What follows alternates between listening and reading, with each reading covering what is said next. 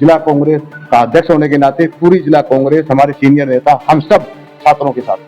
Sir, हम खाना खा रहे थे, सारे जूनियर सीनियर नए बैचलर जितने भी वहाँ पे थे। उससे पहले पुलिस वाले आए थे, बोले आंसू था। मुझे तो ये लगता है कि सरकार के आदेश थे और सभी पुलिस वालों ने इनको बुरी तरह से पीटा, बुरी तरह से इनको मारा, बुरी तरह से घसीटा। तो मंत्री जी से बात हुई है और जिला प्रधान से बात हुई, सबसे बात हुई। हमने कहा सभी मिलकर हम चल के आते हैं, हाल चाल पूछते। जैसे कि हमारे छात्र भाई ने बताया कि हमारे साथ इतना अन्याय किया, जब ये राष्ट्रपति को रात रात में हटा कर वाइस चांसलर कहती है, राष्ट्रपति को टेलीफोन करके कहते इस्तीफा दे दे, तो वाइस चांसलर कहती है उनके लिए। खाना खा रहे थे, मुंह से निवाला निकाल कर उनको घसीट कर ले गया। ऐसे बड़ी घिनौनी हरकत नहीं हो सकती। कल रात को हरियाणा एग्रीकल्चर यूनिवर्सिटी में पुलिसकर्मियों और छात्रों के बीच में आपने नोकझोंक देखी होगी। उसी के तहत एक छात्र जो है, जो गंभीर रूप से घायल है, अभी इस समय हम हॉस्पिटल में मौजूद है, कि निजी हॉस्पिटल है, तस्वीरों में आप देख सकते हैं। जो छात्र गंभीर रूप से घायल है, उस छात्र से मिलने के लिए पूर्व वित्त मंत्री यहाँ पर पहुंचे हैं, उसके साथ साथ रामनिवास घोडेला पहुंचे हैं। और अगर हम हिसार जिले की बात करें, कांग्रेस के जो नए जिला अध्यक्ष बने हैं बिरजलाल दपलपुरिया, वो भी पहुंचे और छात्र की सुध लेने के लिए यहाँ पर पहुंचे। तो तस्वीरों आपको दिखाते हैं कि जो कांग्रेस की पूरी टीम यहाँ पर पहुंची है, उनका इस विषय को लेकर क्या कुछ कहना है। उसके साथ साथ छात्रों पे जिस प्रकार से जो छात्र लगातार ये आरोप लगा रहे हैं कि वो शांतिपूर्वक तरीके से बैठे हुए थे, अचानक पुलिस पहुंचती है और उनके कूलरों को हटाने लगती है, जिसके बाद पुलिस और छात्रों के बीच में नोकझोंक हो जाती है। इसी बीच जो है कुछ छात्र गंभीर रूप से घायल हो जाते हैं। इस विषय को लेकर उनका क्या कुछ कहना है, आपको सुनाते हैं। जुड़े रहिए आप आपकी खबर के साथ। छात्रों ने ये बताया कि आराम से खाना खा रहे थे, रात का समय था। उस वक्त जो है कूलर लगाने का उन्होंने प्रयास किया और उसको मना कर दिया, तो छात्रों ने भी मना कर दिया, ठीक हम नहीं लगाएंगे। लेकिन उसके बावजूद सरकार के आदेश हैं, मुझे तो ये लगता है कि सरकार के आदेश थे और सभी पुलिस वालों ने इनको बुरी तरह से पीटा, बुरी तरह से इनको मारा, बुरी तरह से घसीटा। और जो भी वहाँ कोई जाली वगैरह कुछ पड़ी थी, उनके ऊपर भी जो उनको घिस के लेके गए हैं। इस तरह चोटें लगी। इस बच्चे के भी आंख पर भी जो बहुत भारी चोट लगी है और भी चोटें काफ़ी लग रही है। तो चाहिए तो सरकार को ये था कि मुख्यमंत्री जी आए हुए थे तो बात करते, ताकि इनकी समस्याओं का हल निकलता।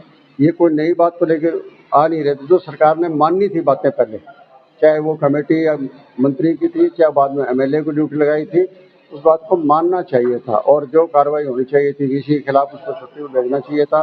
कमेटी से जो इंक्वायरी करवानी थी वो होनी चाहिए, इंक्वायरी होनी चाहिए थी। बच्चों के खिलाफ जो केसेस दर्ज थे उनको वापस लेना चाहिए था।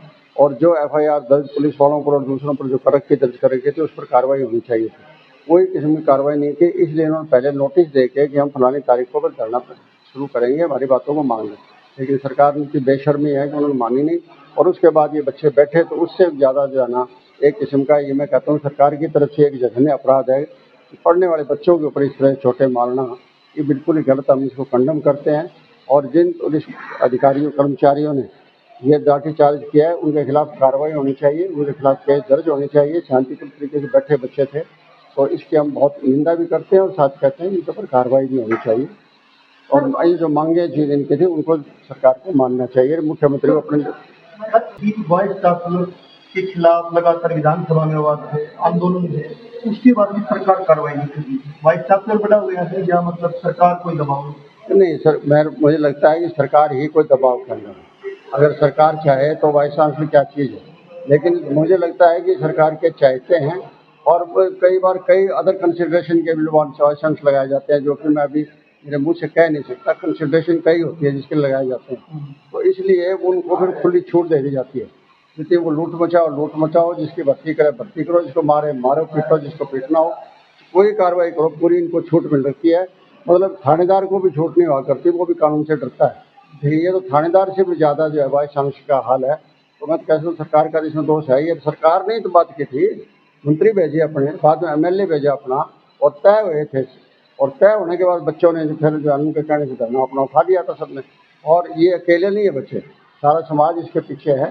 सारे के सारे जितनी भी हमारी संस्थाएं हैं, जो भी सभी वर्ग जो है ना, सारे की सारी पार्टियां भी और सोशल ऑर्गेनाइजेशन, रिलीजियस ऑर्गेनाइजेशन, सब इनके सपोर्ट में है।